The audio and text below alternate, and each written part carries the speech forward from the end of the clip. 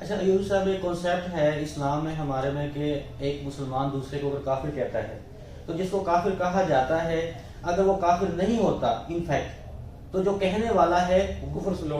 پہ لوٹ جاتا ہے اور وہ کافر تصور ہوتا ہے. تو اسی طرح کیا توہین رسالت کا الزام لگانا اس شخص پر اگر اس نے توہین رسالت نہ کی ہو، ٹھیک ہے، تو کیا وہ بھی اس پر ہوگا کہ وہ زبردستی اس کو امپوز کرنے کی کوشش کرے گا کہ اس نے واقعی کی ہے، توہین ہوئی ہے جبکہ توہین نہ ہوئی ہو؟ ایک ججمنٹ ہے،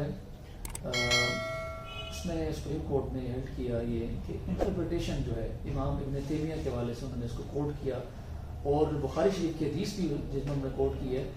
جس میں انہوں نے کہا ہے اعمال کا دار و مدار جو ہے نیتوں کے اوپر ہے، اور فردر بیس کو انہوں نے ایلوبریٹ کیا ہے اس امام ابن تیمیہ کے ساتھ. اور اس میں انہوں نے کہا کہ انٹرپریٹیشن جہاں پر آ جائے گی کہ ایک بات کے مختلف انٹرپریٹیشن نکلتی ہوں تو پھر اس بات کو اسی تناظر میں لیا جائے. یہ ایک پازیٹیو اپروچ دیتے ہوئے کہا اس تناظر میں اس بات کو لیا جائے جو تناظر میں اس بندے کو ریلیکسیشن ملتی ہے. تو یہ نہیں کہا جائے گا. اور مفتی طارق مسعود صاحب نے جو فتویٰ دیا اس میں انہوں نے اسی بات کو انڈورس کرتے انہوں نے بھی لکھا کہ اگر یہ ہمارے دین کا جو فقہ کا اصول یہ ہے کہ کسی 100 بندے، یعنی کہ انہوں نے کہا کہ اگر 100 لوگ جو ہیں اگر وہ گناہ گار ہیں تو وہ بچ جائیں، اس سے فرق نہیں پڑتا، لیکن ایک بے گناہ انسان سولی نہ چڑھ جائے. یہ ہمارے اصول اسلام اتنا ٹالریٹ کرتا ہے ہمارا مذہب. اور یہ جو گفتگو جو ایف آئی آر میں جو ہوئی ہے یہ بھی گفتگو ایک ٹالرنس کے طور پہ گفتگو تھی کہ ہمارے مذہب کے بارے میں کنسیپشن کلیئر کرنا ایک کمپیریٹیولی کہ وہ کہ دیگر جو مذاہب ہیں وہ کیا ہمارے بارے میں ان کی رائے ہوتی ہے اور ہمارا اسلام جو ہے وہ کتنا ٹالریٹ بیسیکلی بیہائنڈ دا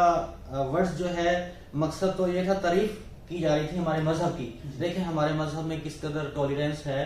اور اپنائیت ہے کہ وہ لوگ جن کو جو ہمارے نبی صلی اللہ علیہ وسلم کے بارے میں اس طرح کا عقیدہ رکھتے ہیں ان کے لیے بھی ہمارا مذہب کس قدر نرم ہے کہ کیونکہ وہ اہل کتاب ہے. اب مقصد تو کیا تھا اور اس کو کس طرح جو ہے مخالفین نے ڈھال کر کس طرح اس کو مروڑ تروڑ کر وہ جو ہے پروپیگنڈا بنا دیا اور ایک دینی سکولر کے لیے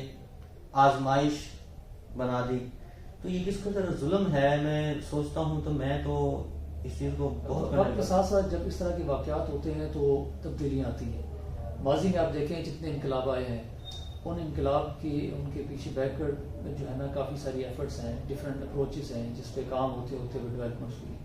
تو یہ بھی ایک رستہ ہموار کریں گی چیزیں کہ اس پہ انکوائریز ہونی چاہیے اور مستقبل میں اس طرح کے کیسز جو ہیں وہ بنیاد بنتے ہیں اور ان کو بنیاد بناتے ہوئے کچھ فیصلے. ابھی دیکھیں آپ ابھی کتنی ڈیولپمنٹس ہو رہی ہیں کہ 295C میں لوگوں کے خلاف جرمندانہ فیصلے جو ہے نا ہائی کورٹس کر رہی ہیں، سپریم کورٹس کر رہی ہیں، بری ہو رہے ہیں. ہاں لوگ بری ہو رہے ہیں اور وہ دیکھ رہے ہیں ابھی کہ حقائق کو بڑی باریک بینی کے ساتھ، یعنی جو پہلے ایسا نظر نہیں آتا تھا. تو وہ ان چیزوں کو دیکھتے ہوئے کہ آیا یہ واقعی اس تناظر میں گفتگو ہوئی ہے نہیں ہوئی، یا کسی سے کانٹینٹ ملا ہے تو آیا واقعی اس نے سینڈ کیا تھا، یہ ریسیور وہ تھا، اس کی فرنزی کو دیکھا جاتا ہے، اس کی ٹیکنیکل انالیسس کو دیکھا جاتا ہے. تو ان تمام چیزوں کو بنیاد بناتے ہوئے فیصلے ہوں گے. مستقبل میں چیزیں ایڈریس ہو جائیں گی.